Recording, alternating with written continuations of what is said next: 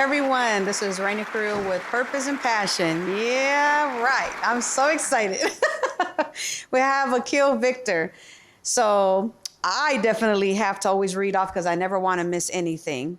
So Akil Victor is an essayist, and he's going to explain to us that because that's a new word for me, a novelist and poet from Inglewood, California.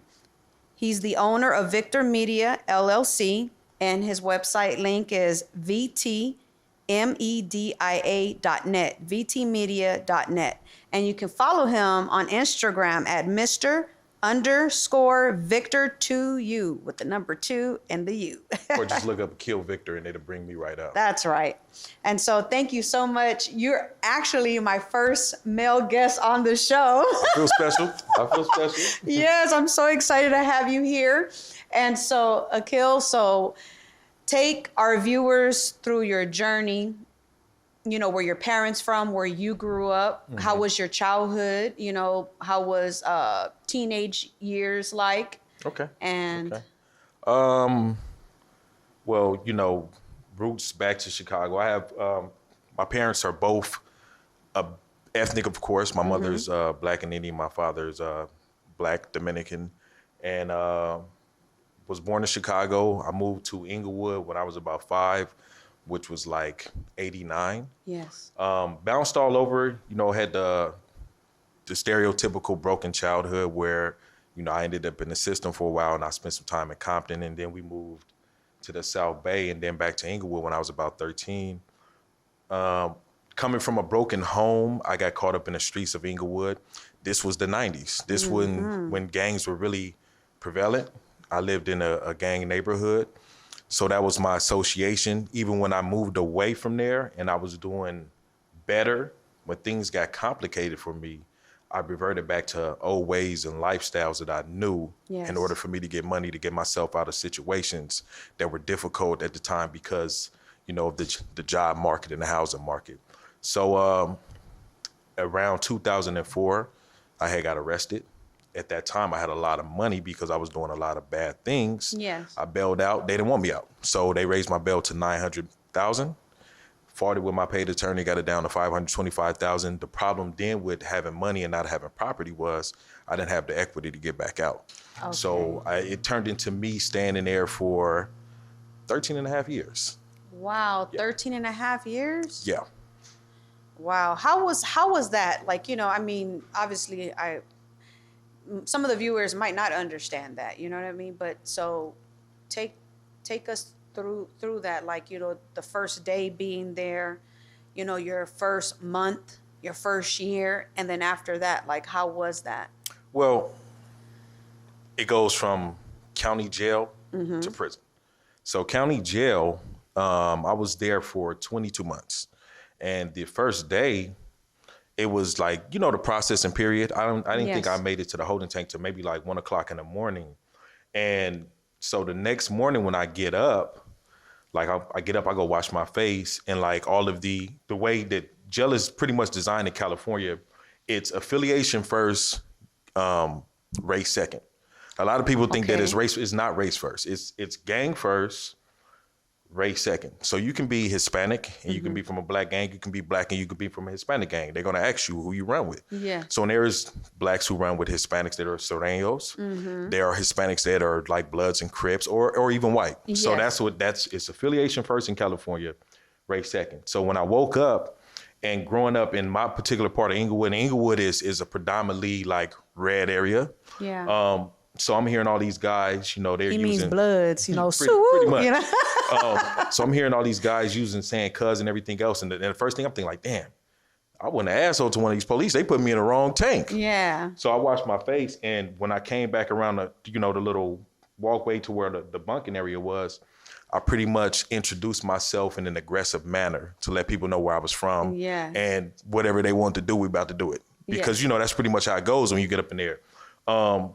None of the guys that were in there, a lot of them for Compton, there was maybe one dude who was considered at that time an op, but he was a friendly guy. He didn't want to do nothing. Okay. But can you explain to the viewers what an op is? Opposition is a person who's from a rival area. Okay. And so I was in the LA County jail for 5 days. I had one case out there, but I had a very serious case in the San Bernardino area. It was something that I had got caught up. It was an assault with firearm. I got caught up in passing. And it was one of those, let's be real, stupid situations where I let my aggression speak more than anything else. Some guys had said some racial stuff to me. Yes. And so I pulled out my gun. Pretty much one thing led to another. I had a warrant out for my arrest. My vehicle was parked like maybe 5 minutes away. And so even back then in 2004, they had enough technology to where they had those cameras around.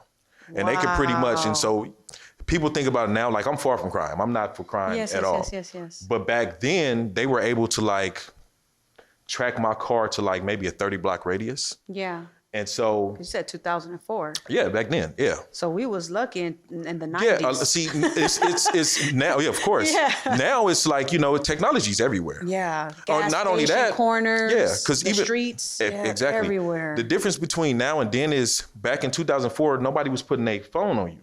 Correct. So Yes. the cameras was they were still like a newer technology, and the phones that were able to record was like maybe the Nextels, and they can only do so many clips, and people wasn't going around. Now you can't do nothing. Everybody's gonna be filming you because it's for their entertainment. They're gonna put it online just to laugh about it. Good or bad. Yeah. And so when I got extradited to San Bernardino County, compared to LA County, that place is a cakewalk. And even at the young age, I was like 20 at the time, like I became like a leader in the tank in terms of not just because of my communication skills, because I was tough and then I knew how to speak. Yeah. And so being tough and having some intelligence back then puts you in a leadership category when you associate it. So the whole time I was in there, it wasn't too much like compared to LA County, like the 5 days of LA County, I probably fought like maybe 7 times. So when I fought in San Bernardino County, it was because, you know what? I was frustrated or it was politics. There was like the wrong type of guy that came in there. It might have been a guy that came in there and was accused of rape. You can't be in the tank with us. Yes. So, you have to do something about that. Moving to prison, not to, drawn out too much. When I went to reception, I had long hair and I have like, what black people call good hair. So my hair was really long and it was like wavy and silky. And I had older dudes from Inglewood. They were some guys from the Crenshaw Mafia area from the bottoms. They were in there and they was like, look, bro, don't let nobody call you, say you got pretty hair. Don't let nobody say this about you. It's certain things that you can't accept. If you feel like somebody's testing you, get off. So that happened often. There was like, not necessarily guys commenting on that, but it would be people that would make little slick remarks. I was probably about 165 pounds at the time. So I'm like not understanding that some people were just, being them normal selves. I thought it was a test. So I ended up fighting a lot and I had caught an assault from reception. It landed me in the SHU for 6 months and they sent me up to High Desert. High Desert is the second worstest prison in California behind Pelican Bay. In terms of it being up north in violence. And when I got there, I was 23. And to say that I wasn't scared at 23 would be a lie. Especially when I walk into the tank. The first thing I was told when I got in the cell with an older guy who was in his 50s who had been in there since like 94. Yeah. He was like, oh, we're at war with the whites right now. So everybody got to carry a knife. I'm like, what the? Hold on. I don't even know how to make a homemade knife. Yeah, so it was, one of the guys, they would let people out in chains. They would come down and talk to you. So one of the guys, he was from like the east side of South Central, but he used to be in my neighborhood in Inglewood. Yes. So he came and he was talking to me, he's like, man, there's a couple dudes from Queen Street. They already got words you hear. One of them said he know you. I'm like, yeah, I grew up with this dude. Yeah. He's like, so here's a knife. He's like, all of the Bloods is carrying knives. When they crack these doors, when we get out to that yard and we see the whites is on, I'm like, so, and I haven't, in the county jail. Like, wow. Exactly. In the county jail, you fight individuals. There might be a riot here or there. And prison is much more calm.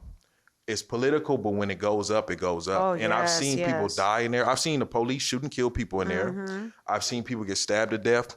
And coming from Inglewood, where there's not a lot of white people, and living in Compton and in my part of Chicago, like I didn't grow up and have a lot of exposure to white people outside of a business capacity. So, our idea of like, whites, we think, oh, white boy, I'll kick his ass, this, that, and other. I gained a healthy respect for the way they operate. And out of the majority of the inmate murders that took place in there, the whites, when they say we're gonna put down the yard and we're gonna do something, they were brutal. They weren't playing with their people. Like the first 3 murders I seen in prison, like were the Aryans and the skinheads. Like one dude had like a Creole wife, and she came to visit him, and they killed him for that. That was a serious thing. I'm like, wow, this is crazy. And so it was a culture shock, of course.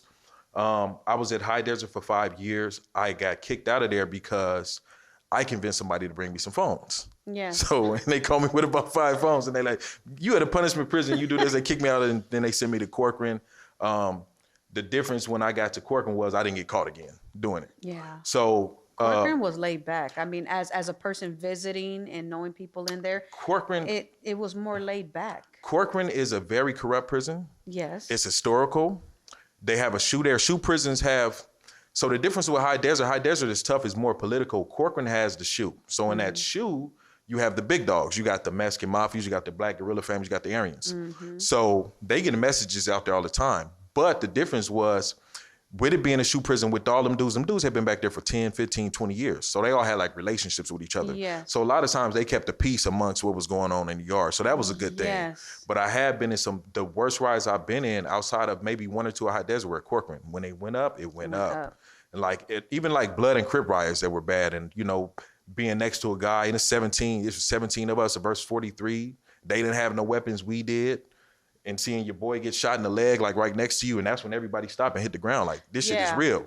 And at that point, it was to the point where I had got 2 associate's degrees in there. Let me clear up. Let me clean some things up. Yes. I started writing. I got published. I started with the essays. So here we go to the essayist thing.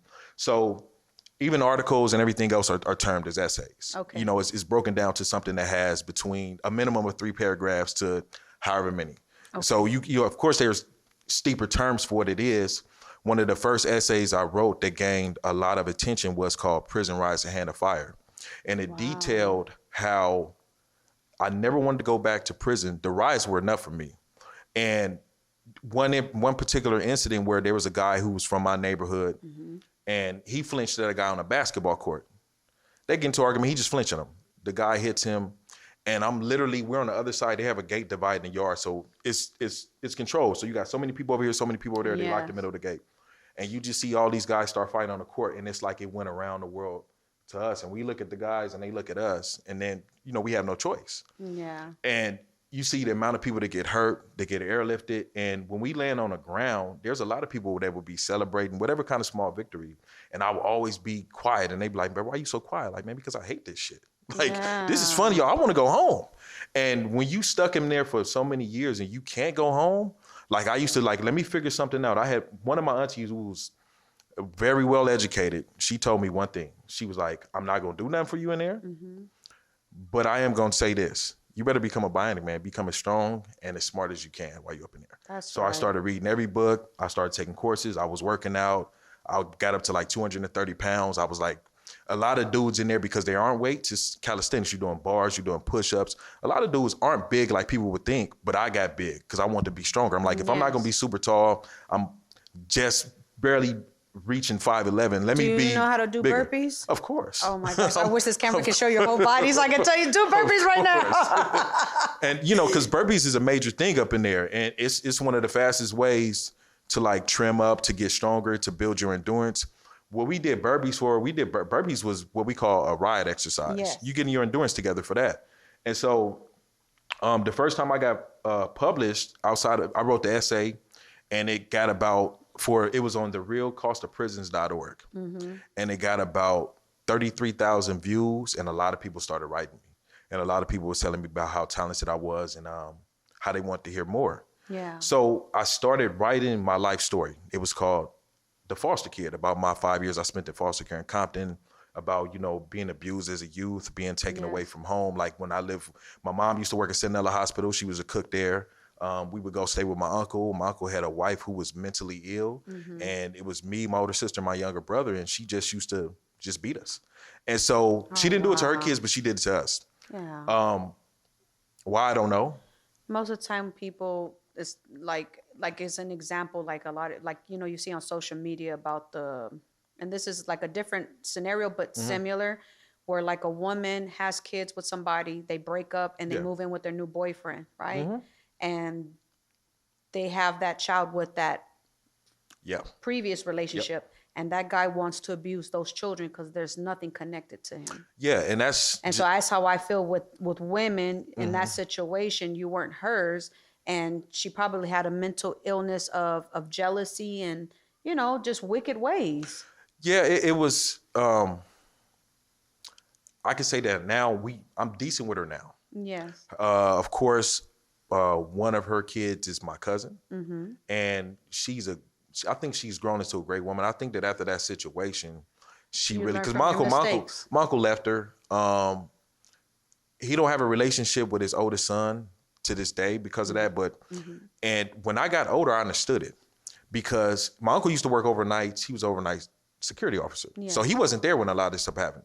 So I can only imagine you coming home, you watching my mom work overnights too. Yeah. You have your woman watching your sister's kids, and you come home and they've been taken and put into the system. And so my mom, you know, she struggled with addiction after that. Like that was her, I guess, the best way for her to cope. Yes. So that's why, you know, our stay in there was pretty much extended until she had to get herself back together. Yes.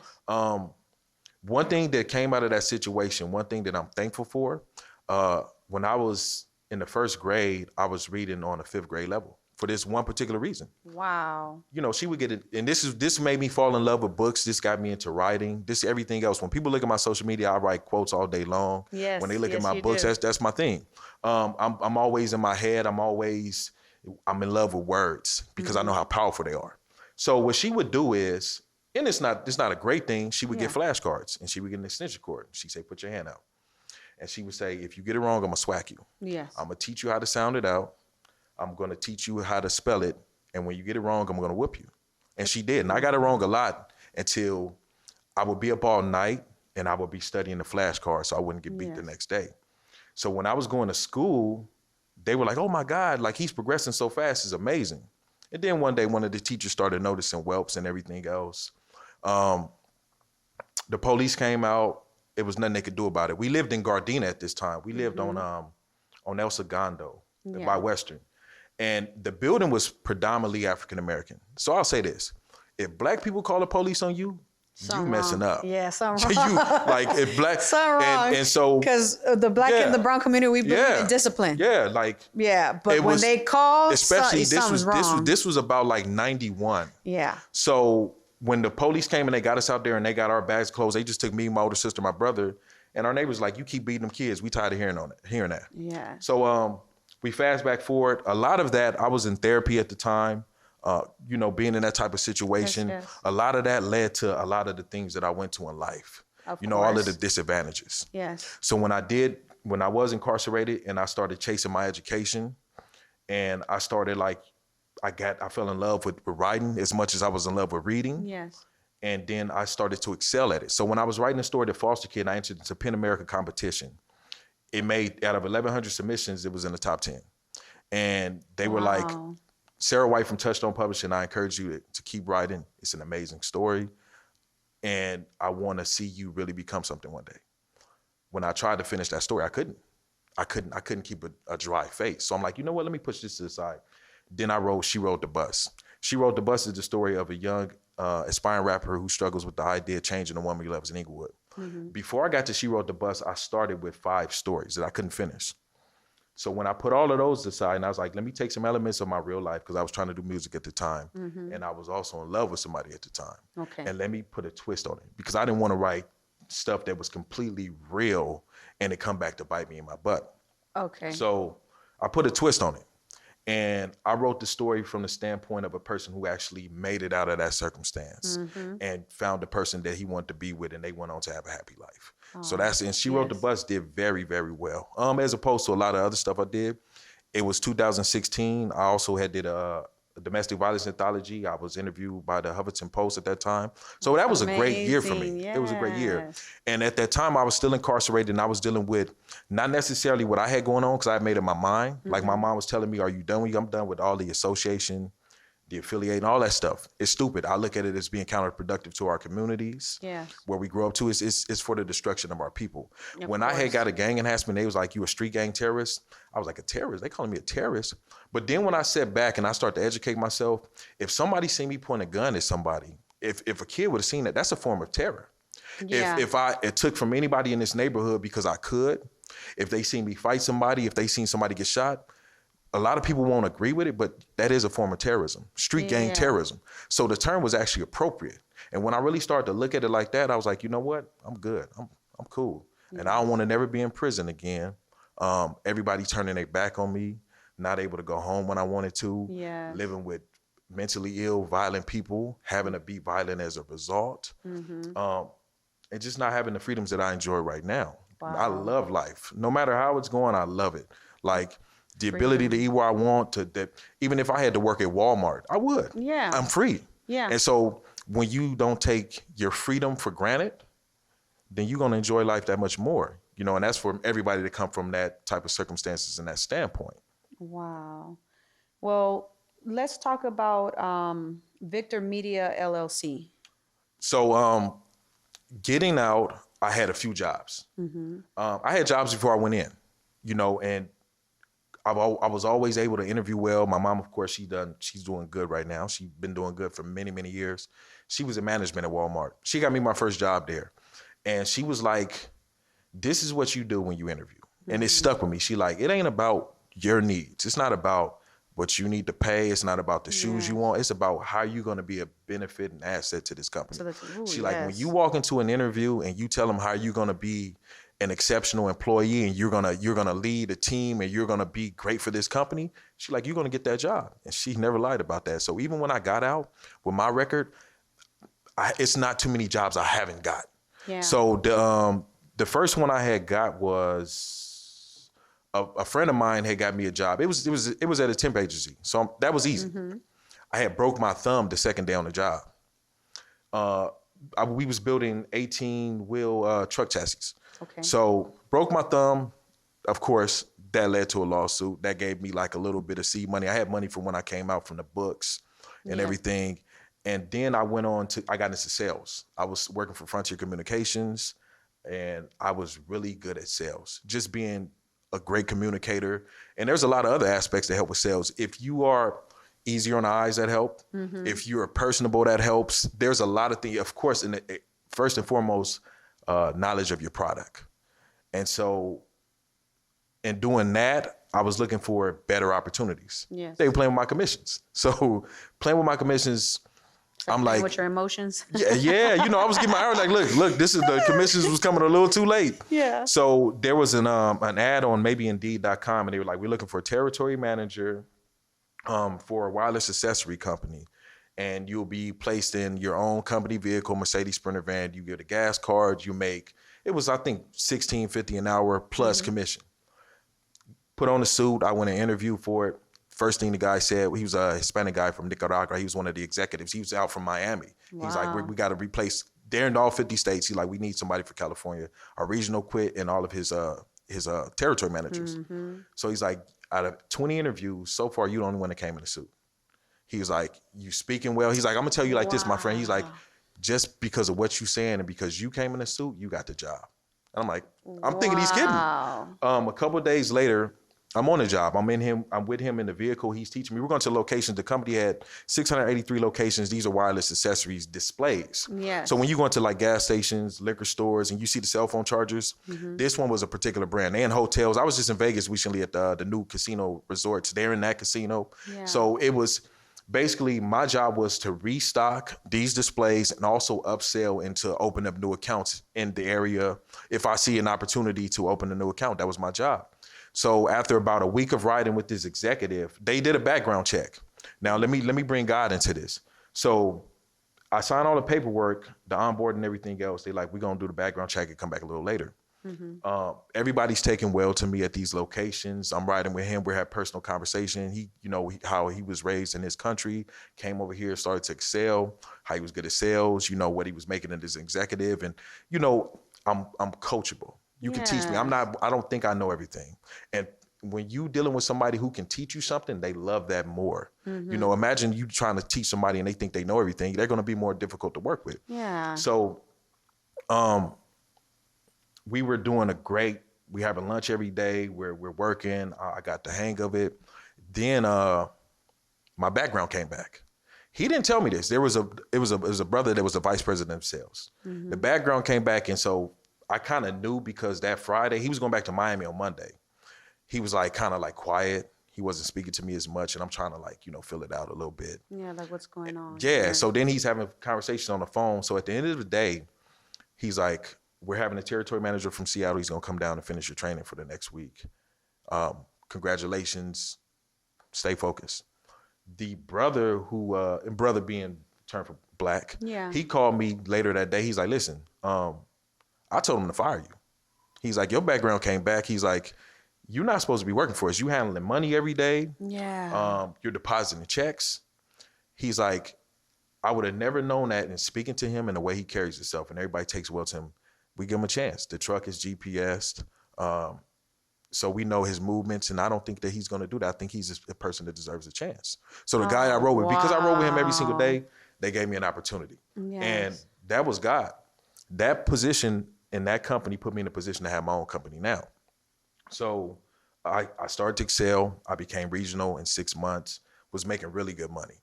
Independent of my own, living on my own, nice vehicle, doing well. Yes.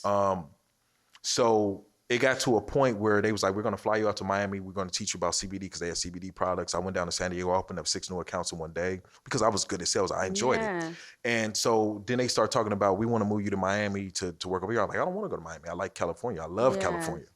And they was like, "Okay, well, listen, we're talking about selling the California, the West Coast, Oregon, California, Washington to somebody who used to work with the company. And we want you to meet him." So I'll go down to Temecula. I'm taking them I'm moving the warehouses down in the 18-wheeler. We taking the products and I meet him. He wants to hire me.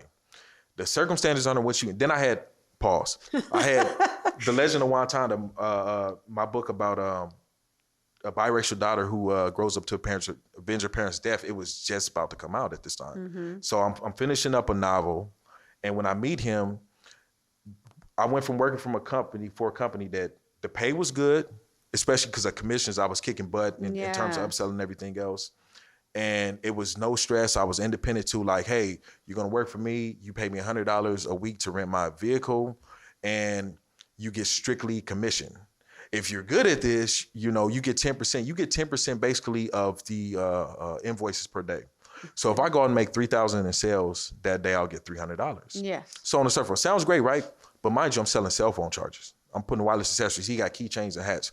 It's only so many chargers that people are going to buy. Yes. You buy a charger when you need a charger. You either forget it, yours is wearing out. Because I've been to places where I got thousands of them literally in my house, in my warehouse. And I go somewhere like, "Man, I forgot a charger. This is crazy. I'm the cell phone accessory, man. I got to buy another one." So basically, to fast forward, I didn't want to work for him. My ex at the time was like, "Hey, I'm going to invest in your book. You said you want to do a grassroots thing, sell it on Amazon, Barnes and Nobles, and hit the streets, get your name out there." I was doing exactly that. Then one night I'm up doing my research. People kept calling me like, "Hey, who are these new people? Where are you at? We don't want to work with them." And one of the business owners was like, "Go into business for yourself." I'm like, "I can't." I was like, "I'm going to non-compete." He's like, "This is California. There's no non-compete in California." He's like, "They made you sign." He's like, "They in Miami. They got one out there in Florida, but not in California. Look it up." So I look it up, 2:00 in the morning. I'm like, "Yo, California is one of 6 states that do not honor non-compete disclosures." Wow. So he's like, "I'm going to get you started. I'm going to give you my 2 locations. My sister's going to give you a gas station." He's like, "And you just go out. You come sit with me for an hour a week. I'll teach you more about business. And you just go out and you get new locations or talk to the people you already know." And that's how it went. So far I got 28 locations. That's awesome. Your own business. Yep. And wow. I was wholesaling the accessories. I got my wholesale license. I got my LLC license. I got everything. Then I turned it into a brand. So my company through which I put my writing down and everything else is, my last name, Victor Media. Yes. When I came, the VT Media is for this reason. So I'm like, one day I want to build this up and sell it because I would love to get my books turned into film one day, and I would love to break other authors into the game through their writing. Okay. So I can't call my wireless accessories Victor Media because I can't sell my name. So I shortened it to VT Media. And that's on my Okay. packaging. And so when you go into certain locations or on my website, you'll see the package that say VT Media with my logo, got the V and the M. And so I'm doing great at it, and I'm blessed, and I'm thankful for the opportunity that Oh I my had gosh. in, working with them and being able to excel on my own. Wow. I'm blown away because on the former radio show that I had with you, we talked about the book. Yeah. We didn't even talk about the media. Yeah. So December 2019, I've been effective. I've been in place. What a blessing. Yeah, What a absolutely. blessing. Congratulations. Thank you. I'm just like, I'm blown away just hearing you tell me your story and how you were working for a company, and because of your great customer service skills, somebody's like, I Yeah. don't want to work with these other, I want to work with you. Yeah. And they were willing to help you start your And they business. did. Yeah, and they did. They did. did. And so I'm versed in it. I'm taking my courses. I'm learning more daily. Yes. And one of the biggest things is, if you take away anything from this, when you working for anybody, the saying go above and beyond is important. So I was the person, I was going in there, they tell me, you the only person that come and clean displays. I'm spraying them, get down, wiping them off, because I Yeah. know that women don't want to come in there and pick up dirty products. Yes. And of course, dudes don't either. So let me make this presentable. Let me keep this, as the saying goes, stack it high, watch it fly. Let me keep this stacked up. Let me keep this clean. I'm a decent, I love being here. So I'm Yes. a smile. I'm a speak to you. I'm complimentary in an appropriate way, of course. Yes, yes, yes. And I'm gonna give it my all, and they noticed that, and it went far. So So what do you have? Any new visions and goals you have for 2022? yeah, of course, I wanna double by the summer my accounts. I have 2 more stories. One of them is a reproduction of my domestic violence awareness story, which was Survivor's Block, Okay. and it kind of took a piece of what I used to go through in watching my mom get abused when I was younger. And it's like a story that really raises awareness on that. Yeah. I plan on putting it out in the next week. It's ready to go. So Okay, it will be on awesome. Amazon, and we'll say by the 20th for certain. And for the first maybe 3 days, I'll give it away for free. It's going to be only an ebook version, so it'll be Yeah. for like $2.99, but I'm gonna give it away for 3 days for free, just because I want people to read this story, and I want them to be aware that domestic violence it actually grew over the course of the Yes. pandemic. Yes, it did, even with children. Yeah, and it shouldn't have. I don't care Yeah. how frustrated a person was sitting in the house, or Yes. with the unemployment situation, it shouldn't have went on. Yes. And so being a person that was on the front line of that, and being a person who has been frustrated before and having to find different outlets, I need to raise awareness on this, and Yes, people you need to do. be aware of something that shouldn't take place regardless. And as a man, that's phenomenal to have you educate people on that topic, because it's usually women that've been battered. You know what I Yeah, mean? yeah. And then they tell their story, but you're telling your story as the child. I'm telling the story as a child. Yes, And what and I I can witnessed. relate to that. Yeah. Yes. And to this day, I never forgot it. You Yes. never forget, those visions stick in your head. Oh yeah, of course, And of so- course. Yeah. Well, thank you so much, Akil, for just blessing our show here. Our show is about educating, empowering, inspiring others, through your story, through my guest Absolutely. stories. So before we end the show, I wanted to share your quote. Struggle builds character, especially when you understand that determination, hope, and hard work are your allies. Akil Victor, thank you so much Absolutely. for blessing us with your story. Thank you. And I hope you guys the viewers enjoyed our show, Purpose and Passion. Until then, see you next time. Glutathione is a big word. It's the body's own master antioxidant. It's a scavenger for free radical, bacteria, and viruses. There are no products in the market with the ingredient Nasset. Nasset increases the production of glutathione that's in our body already to strengthen and enhance our immune system, elevate sense of well-being, support muscle strength and endurance, cognitive function, and liver support. It helps with increased energy and blood sugar regulation. Get your bottle of GSH Plus from www.salvationnutra.com.